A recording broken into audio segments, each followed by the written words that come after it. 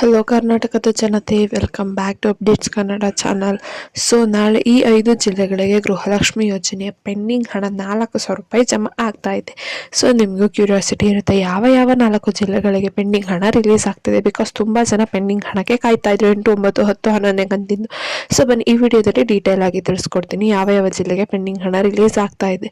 So ವಿಡಿಯೋನ start ಮಾಡೋಕ್ಕಿಂತ ಮುಂಚೆ ನೀವೇನಾದರೂ ನಮ್ಮ ಚಾನಲ್ಗೆ ಸಬ್ಸ್ಕ್ರೈಬ್ ಮಾಡ್ಕೊಂಡಿಲ್ಲ ಅಂದರೆ ದಯವಿಟ್ಟು ಚಾನಲ್ಗೆ ಸಬ್ಸ್ಕ್ರೈಬ್ನ ಮಾಡ್ಕೊಂಡು ವಿಡಿಯೋನ ಆದಷ್ಟು ಎಲ್ಲರಿಗೂ ಶೇರ್ ಮಾಡಿ ಅಂತ ಕೇಳ್ತಾ, ವಿಡಿಯೋಗೆ ಲೈಕ್ ಕೊಟ್ಟಿಲ್ಲ ಅಂದರೆ ದಯವಿಟ್ಟು ವಿಡಿಯೋಗೆ ಲೈಕ್ ಕೊಡಿ. ಸೊ ಏನು ಗ್ಯಾರಂಟಿ ಯೋಜನೆಗಳಲ್ಲಿ ಒಂದಾದ ಗೃಹಲಕ್ಷ್ಮಿ ಯೋಜನೆಗೆ ಈಗ ಆಲ್ರೆಡಿ 10 ಕಂತಿನ ಹಣನ ಜಮಾ ಮಾಡಿದ್ರು. 11ನೇ ಕಂತಿನ ಹಣನ ಈಗ ರಿಲೀಸ್ ಮಾಡಿದ್ರು ಇದೇ ತಿಂಗಳು. ಸೊ ಈಗ 12ನೇ ಕಂತಿನ ಹಣಕ್ಕಷ್ಟೇ ಜನರು ವೇಟ್ ಮಾಡಬೇಕಾಗಿದೆ. ಸೊ ಕೆಲವು ಮಹಿಳೆಯರಿಗೆ 1 ಕಂತಿನ ಹಣವು ಕೂಡ ಜಮಾ ಆಗಿಲ್ಲ. ಇದೀಗ ಪೆಂಡಿಂಗ್ ಹಣದ ಕುರಿತಾಗಿ ಅಪ್ಡೇಟ್ ಮಾಹಿತಿಯೊಂದು ನಮಗೆ ಸಿಕ್ಕಿದೆ. ಸೊ ಏನಪ್ಪ ಅಪ್ಡೇಟ್ ಅಂತ ನಿಮ್ಗೆ ಗೊತ್ತಾಗಬೇಕಂದ್ರೆ ವಿಡಿಯೋನ ಎಲ್ಲೂ ಸ್ಕಿಪ್ ಮಾಡ್ದೇನೆ ಫುಲ್ ನೋಡಿ. ಸೊ ಈಗಾಗಲೇ ನೋಂದಣಿ ಮಾಡಿದ ಕೆಲವು ಮಹಿಳೆಯರಿಗೆ 11 ಕಂತಿನ ಹಣ ಬಂದು ಜಮಾ ಆಗಿದೆ. ಕೆಲವು ಮಹಿಳೆಯರಿಗೆ 1 ಕಂತಿನ ಹಣನೂ ಕೂಡ ಜಮಾ ಆಗಿಲ್ಲ. ಹಾಗಾಗಿ ಹಣ ಜಮಾ ಆಗದೆ ಇದಕ್ಕೆ ಮಹಿಳೆಯರು ಈಗಾಗಲೇ ಬೇಸರ ವ್ಯಕ್ತಪಡಿಸಿದ್ರು. ಆಯ್ತಾ, ಇದಕ್ಕಾಗಿ ಹಣ ಜಮಾ ಆಗುವಂತೆ ಮಾಡಲು ಸೂಕ್ತ ಕ್ರಮವನ್ನು ಸರ್ಕಾರ ವಹಿಸಿದ್ದಾರೆ. ಸೊ ಈ ಜಿಲ್ಲೆಗಳಿಗೆ ಹಣಗಳು ಬಿಡುಗಡೆ ಆಗ್ತಾ ಇದ್ದಾವೆ. ಯಾವ ಜಿಲ್ಲೆ ಅಂದ್ರೆ, ಸೊ ಇದೀಗ ಕೆಲವು ಜಿಲ್ಲೆಯ ಮಹಿಳೆಯರಿಗೆ ಹಣ ಜಮಾ ಆಗಲು ಬಾಕಿ ಇದೆ. ಸೊ ಪೆಂಡಿಂಗ್ ಹಣ ಈ ಜಿಲ್ಲೆಗೆ ಒಟ್ಟು 4,000 ರೂಪಾಯಿ ಬಿಡುಗಡೆಯಾಗಲಿದೆ.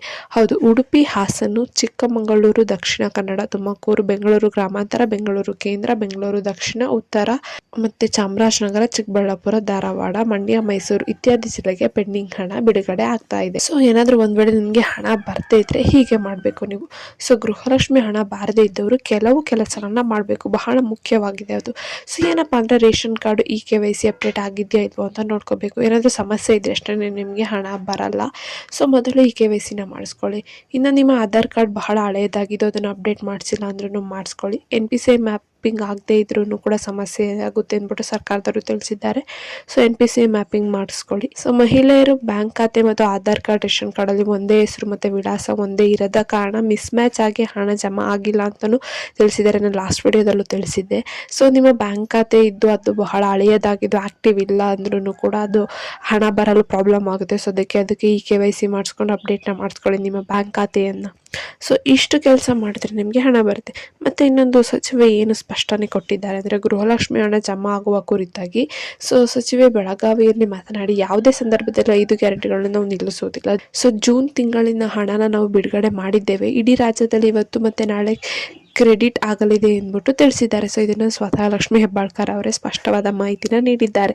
ಸೊ ಈ ಮಾಹಿತಿ ನಿಮಗೆ ಇಷ್ಟ ಆಯಿತು ಅಂದ್ಕೊತೀನಿ. ಇಷ್ಟ ಆದರೆ ದಯವಿಟ್ಟು ನಮ್ಮ ಚಾನಲ್ಗೆ ಸಬ್ಸ್ಕ್ರೈಬ್ನ ಮಾಡಿಕೊಂಡು ವಿಡಿಯೋನ ಆದಷ್ಟು ಶೇರ್ ಮಾಡಿ ಅಂತ ಕೇಳ್ತಾ, ಏನೇ ಪ್ರಾಬ್ಲಮ್ ಇತ್ತಂದ್ರೆ ಕಮೆಂಟ್ನ ಹಾಕಿ. ಧನ್ಯವಾದಗಳು.